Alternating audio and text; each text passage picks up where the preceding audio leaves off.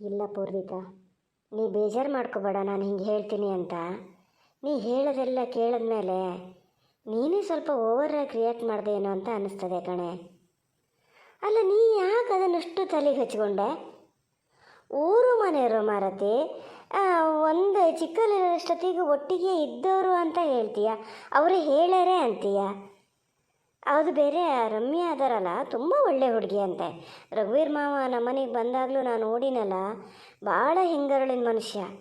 ಹೇಳ್ತಿರ್ತಾರೆ ಅವ್ರು ಯಾವಾಗಲೂ, ನನ್ನ ಮಗಳಿದ್ದಂಗೆ ಅಲ್ಲನೋ ನೀನು ಅಂತ ತುಂಬ ಸತಿ ಹೇಳ್ಯಾರೆ. ಮತ್ತು ನಮ್ಮನೇಲಿ ಇವರು ಹೇಳ್ತಾರೆ, ನಮ್ಮ ಅತ್ತೆ ಯಾರನ್ನಾರು ಹೊಗಳಿದ್ದು ನೋಡಿಯಾ ನೀನು? ಮಾವರ ಪಾಪ ಯಾವಾಗಲೂ ಹೇಳ್ತಿರ್ತಾರೆ ಬಿಡು, ತುಂಬ ಒಳ್ಳೆ ಹುಡುಗಿ ಅಂತೆ. ಸ್ವಲ್ಪ ಕಷ್ಟ ಆಗಿದೆ ಅದಕ್ಕೆ ಜೀವನದಲ್ಲಿ, ತಾಯಿ ಕಳ್ಕೊಂಡ ಮೇಲೆ ಸ್ವಲ್ಪ ಗೋಳಾಗಿದೆ ಅಂತೇಳಿ ಹಾಗೆಲ್ಲ ಹೇಳ್ತಾಯಿದ್ರು. ಅವರನ್ನು ಅದು ಮಗು ಹುಷಾರಿಲ್ದಿದ್ದಾಗ ಆಸ್ಪತ್ರೆಗೆ ಹೋಗಿದ್ದನ್ನೇ ನೀನು ಯಾಕೆ ಇಷ್ಟು ದೊಡ್ಡ ವಿಚಾರ ಮಾಡಿದೆ ನೀನು? ಅಯ್ಯೋ ದೇವ್ರೆ, ನನಗೆ ಏನು ಹೇಳಬೇಕು ಅಂತಲೇ ಗೊತ್ತಾಗಲ್ಲ ಪೂರ್ವಿತಾ. ಇಲ್ಲ, ನೀನಿಷ್ಟು ದೊಡ್ಡ ಮಾಡೋ ನೆಸೆಸಿಟಿನೇ ಇರಲ್ಲ.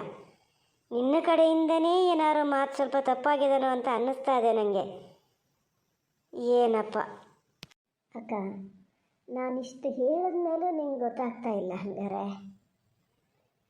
ಅವ್ರು ಹೆಂಗಾದರೆ, ಮದುವೆ ಆದಲ್ಲಿಂದ ನನ್ನ ಜೊತೆ ಹೆಂಗೆ ನಡ್ಕೋತಾ ಇದ್ದಾರೆ ಅಂತ ನಾನು ಹೇಳಿದ್ನಲ್ಲ. ಹೆಂಗೆ ಹೇಳಲೆ ನಾನು? ಅಮ್ಮಗಾದ್ರೆ ಅರ್ಥ ಆಗಲ್ಲ ಅಂತ ನಿಂಗೂ ಅರ್ಥ ಆಗಲ್ಲ ಹಂಗಾರೆ? ಮಗು ಹುಷಾರಿಲ್ದಿದ್ದಾಗ ಹೋಗಿದ್ದು ನಂಗೆ ದೊಡ್ಡ ವಿಚಾರ ಅಲ್ಲ. ನಿಂಗೆ ಗೊತ್ತಾ, ಇವ್ರು ಯಾವತ್ತಾರು ಕಾರ್ ಡ್ರೈವಿಂಗ್ ಮಾಡಿದ್ದು ನೋಡಿದ್ದ ನೀನು? ನಾನು ಎಷ್ಟು ಅನಿವಾರ್ಯ ಅಂದಾಗ ಒಂಚೂರು ಹೋಗೋಣ ಅಂದ್ರೆ ನಂಗೆ ಅಪ್ಪ ಅಮ್ಮನ ನೆನಪಾಗ್ತದೆ, ನಾನು ಕಾರ್ ಡ್ರೈವಿಂಗ್ ಮಾಡಲ್ಲ ಅಂತ ಹೇಳ್ತಿದ್ರು. ಆದರೆ ಅವತ್ತು ಸಡನ್ನಾಗಿ ಕಾರ್ ತೊಗೊಂಡು ಹೊರಟೇ ಬಿಟ್ರಪ್ಪ.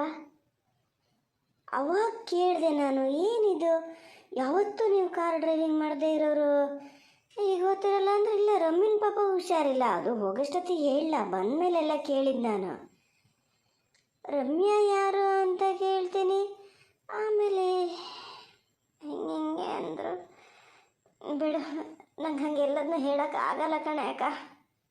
ಪೂರ್ವಿತಾ, ನೀ ಹೇಳೋದಾದ್ರೆ ಪೂರ್ತಿ ಹೇಳು. ನಂಗೆ ಎಲ್ಲದನ್ನೂ ಹೇಳೋಕ್ಕಾಗಲ್ಲ, ಎಲ್ಲದನ್ನೂ ಹೇಳೋಕ್ಕಾಗಲ್ಲ ಅಂತ ನಾನೇನು ಬೇರೆ ಹೇಳನೆ? ಹೇಳು ನೀನು, ಏನು ಹೇಳು, ಏನಂದರು ಆವಾಗ? ಅಪ್ಪ ಅಮ್ಮ ಆದಮೇಲೆ ಒಬ್ರನ್ನೇನಾದ್ರು ಹೆಚ್ಚು ಇಷ್ಟಪಡ್ತೀನಿ ಅಂದ್ರೆ ಅದು ರಮ್ಯನೆಯ.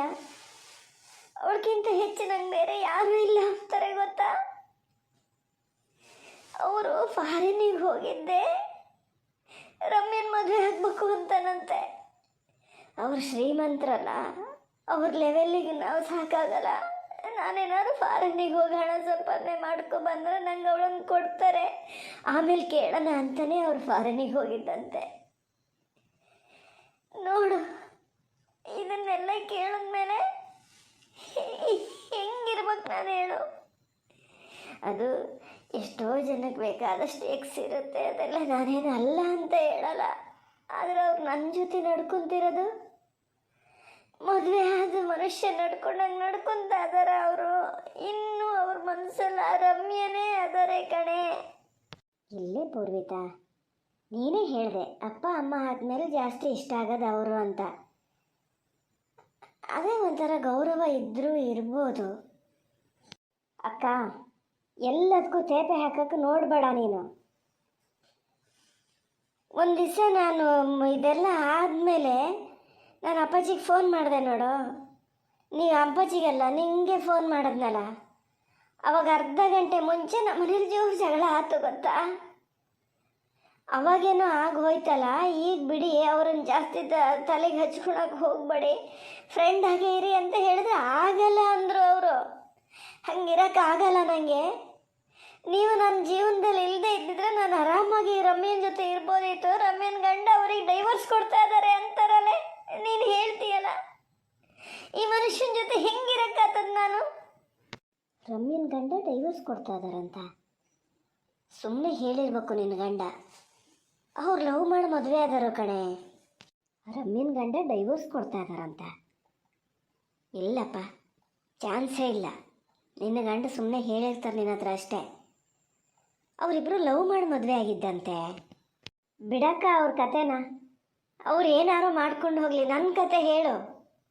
ಇಷ್ಟಕ್ಕೆ ಮುಗಿಸ್ಲ ಅವ್ರ ಮಾತನ್ನ. ರಮ್ಯಾ ಪಾಪ ಅಷ್ಟು ನೋವಲ್ಲಿ ಇರ್ಬೇಕಾರೆ ನಾನು ನಿಮ್ಮ ಜೊತೆ ಹೆಂಗೆ ಸುಖವಾಗಿರೋಕ್ಕಾಗ್ತದೆ ಅಂತಾರಲ್ಲ. ಈ ಮಾತು ಕೇಳ್ಕೊಂಡು ಮತ್ತೆ ಆ ಮನುಷ್ಯನ ಜೊತೆ ಇರ್ಬೇಕ ನಾನು? ಅದಕ್ಕೆ ಡಿಸೈಡ್ ಮಾಡಿದೆ ನಾನು ಹೋಗಲ್ಲ ಅಲ್ಲಿಗೆ ಅಂತ. ನೀನು ಮಾತ್ರ ಅಮ್ಮನ ಕನ್ವಿನ್ಸ್ ಮಾಡು. ಅದು ಬಂದು ನನ್ನ ಹತ್ರ ಹೇಳೋದು ಬೇಡ, ನೀವು ಹೋಗು ಅವ್ರ ಜೊತೆನೇ ಇರು ಅಂತ ಮಾತ್ರ ಹೇಳೋದು ಬೇಡ. ನಾನಿಲ್ಲೇ ಇರ್ತೀನಿ ಅಕ್ಕ, ನಾನಿಲ್ಲೇ ಇರ್ತೀನಿ. ನಿಂಗೆ ಹೆಂಗು ದೇವ್ರದೇನೋ ಒಂದು ಪಾಪ ಅಂತ ಅದೆಯಲ್ಲ, ಆ ಪಾಪನೇ ಸಾಕನ ನಾವಿಬ್ಬರು ಸೇರಿ. ನಾನಂತೂ ಇನ್ನು ಅಲ್ಲಿಗೆ ಹೋಗಲ್ಲ, ನನ್ನ ಮನಸ್ಸು ಕರ್ದೇ ಹೋಗಿದೆ. ಇಲ್ಲ ಕಣೆ, ಇಲ್ಲ, ನಾನು ಹೇಳಲ್ಲ. ನೀನು ಹೋಗು ಅಂತ ನಾನು ಹೇಳಲ್ಲ. ಅಮ್ಮನ ಹತ್ರ ಹೇಳ್ತೀನಿ ನಾನು. ನೀನು ಹೇಳಬೇಡ ಅಂತಲೂ ಹೇಳ್ತೀನಿ. ಅಮ್ಮ ಹಂಗೆ ಹೇಳಲ್ಲ. ಅದು ನಿನ್ನೆ ಹೇಳ್ತಿತ್ತು, ಸುಮ್ಮನೆ ಹಂಗೆ ಮಾಡೋಳಲ್ಲ. ಅದು ಏನಾದ್ರು ಬೇಜಾರಾಗಿದ್ದರೆ ಮನೇಲಿ ಒಬ್ಬ ಗಂಡು ಮಗ ಇದ್ದಂಗೆ ಇರಲಿಲ್ಲಯ್ಯ ಅಂತ ಅದು ಹೇಳ್ತದೆ. ಅಪ್ಪಾಜಿನೂ ಹೇಳ್ತಾರೆ. ಪುಣ್ಯ ಮಾಡಿದ್ದು ಕಣೆ, ಹೀಗಿದೆ ಅಪ್ಪಾಜಿ ಅಮ್ಮನ ಪಡಿಯೋಕ್ಕೆ ನಾವು. ನೀನು ತಲೆ ಕೆಡಿಸ್ಕೋಬೇಡ, ಇರು, ಇಲ್ಲೇ ಇರು, ನೋಡೋಣ. ಯಾವತ್ತಾರು ಆ ಮನುಷ್ಯಗೊಂದು ಬುದ್ಧಿ ಬಂದು ಮತ್ತು ಕರಿಯೋಕ್ಕೆ ಅಂತ ಬಂದು ಕಾಲಕ್ಕೆ ನೋಡ್ಕೊಳ್ಳೋಣ. ಇಲ್ಲ ಅಕ್ಕ, ಆ ಥರದ ನಿರೀಕ್ಷೆ ಎಲ್ಲ ಇಟ್ಕೊಂಡ್ಲೇಬೇಡ ನೀನು. ನಾನು ಇಟ್ಕೊಳಲ್ಲ. ಆ ಮನುಷ್ಯ ಬಂದು ಕರೆದ್ರೂ ನಾನಿನ್ನು ಹೋಗಲ್ಲ. ಇಲ್ಲ ಇಲ್ಲ, ನಾನು ಸುಮ್ಮನೆ ಮಾತಿಗೆ ಹೇಳಿದೆ ಅಷ್ಟೇ. ನೀನೇನು ಹೋಗೋದು ಬೇಡ. ನಾನು ಹೇಳ್ತೀನಲ್ಲ, ನೀನು ಹೋಗೋದು ಬೇಡ. ನಿನ್ನ ಮನಸ್ಥಿತಿ ಏನಂತ ನಂಗೆ ಅರ್ಥ ಆಗ್ತದೆ. ತುಂಬ ಚೆನ್ನಾಗಿದ್ದೀರಿ ಅಂತ ಅಂದ್ಕೊಂಡಿದ್ನಲ್ಲೇ, ಏನು ಕೆಟ್ಟ ಹಣೆ ಬರೆದ್ಬಿಟ್ಟನೆ ದೇವ್ರು ನಮಗೆ. ಒಬ್ರದ್ದೇನಾದ್ರು ಸ್ವಲ್ಪ ಸರಿ ಆಯ್ತು ಅನ್ನಷ್ಟೊತ್ತಿಗೆ ಮತ್ತೊಬ್ಬರದ್ದು ನಂಗೆ ನಮ್ಗಿಂತ ಅಪ್ಪಾಜಿಯ ಮುಂದೆ ಬೇಜಾರಾಗ್ತದೆ ಕಣೆ. ಅವರೇ ಪಾಪ ಹೊರಗಡೆ ಹೋಗೋಕ್ಕೆಲ್ಲ. ನಿನ್ನೆ ಅಂತೂ ದೇವರೇ, ಆ ಪಕ್ಕದ ಮನೆಯವರು ಎಷ್ಟು ಕೇಳಿದ್ರು ಅಂದರೆ ನಾನು ಬಂದಿದ್ದಕ್ಕೆ ಡೌಟ್ ಶುರು ಆಗೋಗಿದೆ. ಎಂತಕ್ಕೆ ಬಂದದೆ ಅಂತ. ಅವ್ರಿಗೇನು ಮಾಡೋಕ್ಕೆ ಬೇರೆ ಕೆಲಸನೇ ಇರಲ್ಲೇನೋ. ನಮ್ಮನೆ ವಿಷಯ ಏನು ಸಿಗ್ತದಂತ ಕಾಯ್ತಿರ್ತಾರೆ. ಯಾರೇನು ಬೇಕಾದ್ರೂ ಹೇಳ್ಕೊಂಡ್ಲಿ, ನಾನು ಬೇಕಾದ್ರೆ ಆಫ್ಲೈನ್ ಜಾಬ್ಗೆ ಹೋಗಿಬಿಡ್ತೀನಿ. ಅಲ್ಲೇ ಹೋಗಿ ಬೆಂಗಳೂರಲ್ಲಿ ಎಲ್ಲರೂ ಇರ್ತೀನಿ. ಇಲ್ಲಂತೂ ಅಲ್ಲ, ಆ ಮನೆಗಂತೂ ನಾನು ಹೋಗಲ್ಲ ನೋಡು, ಹೇಳಿನಿ. ಬೇಡ ಕಣೆ, ಯಾಕೆ? ನೀನು ಇಲ್ಲೇ ವರ್ಕ್ ಫ್ರಮ್ ಹೋಮ್ ಮಾಡ್ಕೊಂಡಿರು, ಏನು ತೊಂದರೆ ಇಲ್ಲ. ಹೇಳ್ದವ್ರು ಹೇಳ್ಕೊಂಡಿರಲಿ. ಒಂದು ಸತಿ ಹೇಳ್ತಾರೆ, 2 ಸತಿ ಹೇಳ್ತಾರೆ, 3ನೇ ಸತಿ ನಾವೇ ತಿರುಗಿ ಏನಾರು ಸರಿಯಾಗಿ ಹೇಳಿದ್ರು ಸುಮ್ಮನೆ ಆತಾರವರು. ಅದು ಅಲ್ಲದೆ ನೀನು ನನ್ನಷ್ಟೇನು ವೀಕ್ ಇಲ್ಲಲ್ಲ ಪೂರ್ವಿತಾ. ನೀನು ನಿಭಾಯಿಸ್ತೀಯ, ಧೈರ್ಯ ಮಾಡಿದ್ರೆ ನೀನು ಖಂಡಿತ ನಿಭಾಯಿಸ್ತೀಯ. ಏನಾಗಲ್ಲ, ನಿನ್ನ ಸಪೋರ್ಟಿಗೆ ನಾನು ಇರ್ತೀನಿ ಬಿಡು. ಅಕ್ಕ, ಈಗ ನಂಗೆ ಧೈರ್ಯ ಬಂತು ಕಣೆ. ನೀನು ಈ ಮಾತು ಹೇಳ್ದ ಇಲ್ಲ, ನಾನು ಯಾರೇನು ಹೇಳಿದ್ರು ನಾನು ತಲೆ ಕೆಡಿಸ್ಕೊಳಲ್ಲ. ನಾನು ಧೈರ್ಯ ಮಾಡ್ತೀನಿ ಬಿಡು. ನಾನು ಡಿಸೈಡ್ ಮಾಡ್ದಂಗೆ ನಾನು ಇರ್ತೀನಿ. ಆದರೂ ಅಕ್ಕ, ನಿಜ ಕಣೆ,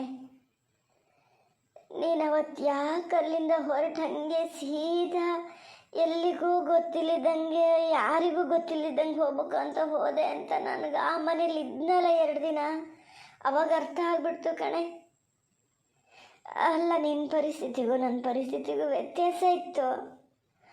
ಆದರೂ ನಂಗೆ ಇಷ್ಟೆಲ್ಲ ಗೊತ್ತಾದ ಮೇಲೂ ಆ ಮನುಷ್ಯನೇ ನೋಡ್ಕೊಂಡು ಇರಬೇಕು ಅಂದ್ರೆ ಅಷ್ಟು ಕಷ್ಟ ಆಗ್ತಿತ್ತು ಕಣೆ. ಎಷ್ಟೊತ್ತಿಗೆ ಅಪ್ಪಾಜಿ ಬರ್ತಾರೆ ಅಂತ ಕಾಯ್ತಾ ಇದ್ದೆ ಗೊತ್ತಾ. ಅಪ್ಪಾಜಿ ಬಂದಾಗ ಅವ್ರ ಮನೆಯಲ್ಲೇ ಇದ್ದರು. ನಾನೇ ಹೇಳಿದೆ, ನೀವು ಅಪ್ಪಾಜಿ ಎದುರಿಗೆ ಬರೋದು ಬೇಡ, ಅವ್ರ ಹತ್ರ ಮಾತಾಡೋದು ಬೇಡ ಅಂತ. ಸುಮ್ಮನೆ ಹೋಗಿ ಒಳಗೆ ಕೂತ್ಕೊಂಡ್ರು. ನಾನೇ ಫೋನ್ ಮಾಡೋ ಥರ ನಾಟಕ ಮಾಡಿದೆ, ಮತ್ತು ಅಪ್ಪಾಜಿಗೆ ಬೇಜಾರಾಗಬಾರ್ದಲ್ಲ ಅಂತ. ಬಿಡು, ಆ ಮಾತಲ್ಲಿಗೆ ಬಿಡು. ಈಗ ಎಷ್ಟು ಸಾಧ್ಯನೋ ಅಷ್ಟು ಮಾಮೂಲಾಗಿ ಇರೋಕ್ಕೆ ಟ್ರೈ ಮಾಡು ಆತ. ಮತ್ತೆ ಅದನ್ನೇ ಯೋಚನೆ ಮಾಡ್ತಿರ್ಬೇಡ.